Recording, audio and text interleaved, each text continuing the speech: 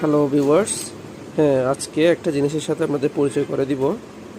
এটা হচ্ছে thermal fuse. এটা তো একটা ফ্রিজের জন্য আনা হয়েছে। হ্যাঁ, আমি ভালো করে দেখাচ্ছি।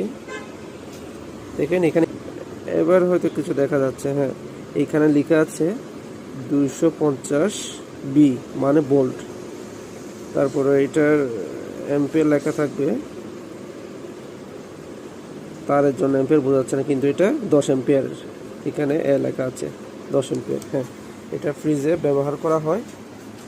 এত খারাপ বলা যায় না অ্যাকচুয়ালি। একটা ফিউজে যতটুকু থাকার দরকার আর ফিউজের কাজ যেভাবে হওয়া দরকার এটা ঠিক সেভাবেই হয়। আর মান বলতে গেলে এতটা ভালোও না আর অতটা খারাপও না।